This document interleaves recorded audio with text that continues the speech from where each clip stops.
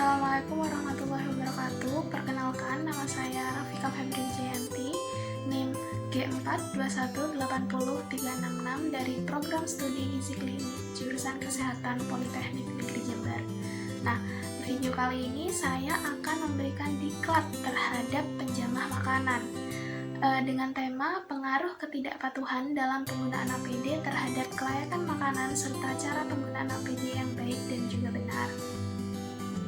Langsung saja, yang pertama, rumah sakit merupakan suatu industri yang bergerak di bidang pelayanan jasa kesehatan, di mana tujuannya sendiri yakni memberikan pelayanan jasa terhadap masyarakat dengan tujuan untuk meningkatkan derajat kesehatan yang setinggi-tingginya. Pelayanan gizi di rumah sakit merupakan suatu kegiatan penyelenggaraan pelayanan makanan yang diberikan dan disesuaikan dengan keadaan pasien, di mana penyelenggaraan makanan yang higienis dan sehat menjadi prinsip dasar dan wajib dalam penyelenggaraan makanan di suatu rumah sakit. Salah satu upaya higien sanitasi makanan adalah dengan meningkatkan higien perorangan, terutama yakni pada seorang penjamah makanan. Higien pada penjamah makanan merupakan suatu kunci kesuksesan dan keberhasilan dalam pengolahan makanan yang aman dan sehat di rumah sakit. Salah satu cara yang dapat dilakukan oleh penjaga makanan dalam menjaga keamanan dan keselamatan selama bekerja adalah dengan menggunakan alat pelindung diri atau yang biasa disingkat dengan APD.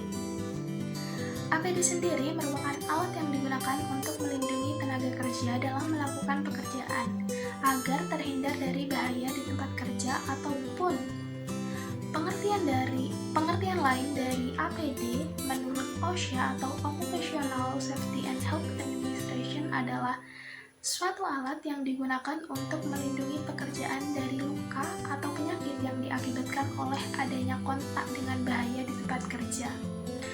Kontak berupa kontak fisik, kemudian kontak dengan sesuatu yang bersifat kimia, kemudian radiasi, dan lain sebagainya. APD wajib sekali digunakan oleh seorang penjamah makanan karena APD berguna dan berfungsi untuk melindungi penjamah makanan selama bekerja. Selain itu, dengan APD bisa juga untuk mencegah atau juga bisa mengurangi terjadinya kontaminasi antara penjamah makanan dengan makanan itu sendiri. APD apa saja yang digunakan oleh seorang penjamah makanan? Di antaranya ada penutup kepala atau pelindung kepala, selanjutnya ada masker, selanjutnya ada sarung tangan, selain itu juga ada celemek ataupun seragam jika mungkin ada dari rumah sakit, dan yang terakhir ada safety shoes, sandal atau sepatu bekerja. Setelah kita tahu betapa pentingnya APD dan betapa wajibnya APD bagi seorang penjamah makanan, kita juga perlu tahu seperti apa sih contoh-contoh kontaminasi yang terjadi antara penjamah makanan dan juga makanan. Di sini saya memiliki dua contoh. Contoh yang pertama adalah seorang penjamah makanan yang menggaruk kepala ketika bekerja. Kejadian seperti itu dapat menimbulkan kontaminasi antara seorang penjamah makanan terhadap makanan yang sedang diolah seperti itu, sehingga bakteri yang ada di bagian kepala penjamah makanan dapat berpindah ke makanan yang sedang diolah. Contoh kedua yakni pada saat bekerja, seorang penjamah makanan dilarang untuk bersin ataupun batuk.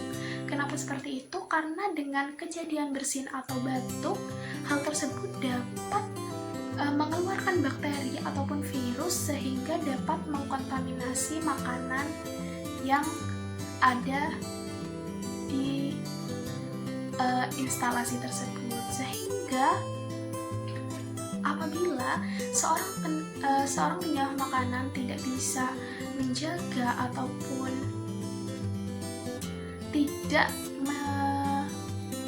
menjalankan kewajibannya untuk menggunakan APD, hal tersebut dapat memperbesar terjadinya kontaminasi antara penjamah makanan juga makanan.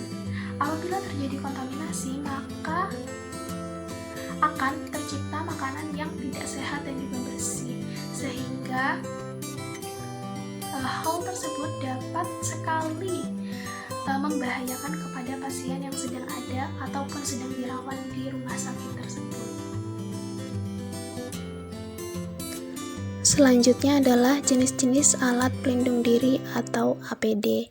Yang pertama ada alat pelindung kepala, di mana berfungsi untuk mencegah jatuhnya rambut atau kotoran ke dalam makanan, agar tidak menyebabkan kontaminasi pada makanan.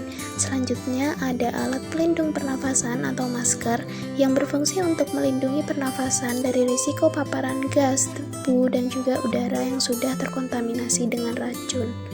Yang ketiga ada alat pelindung tangan, berfungsi untuk melindungi tangan dan bagian lainnya dari benda tajam atau goresan.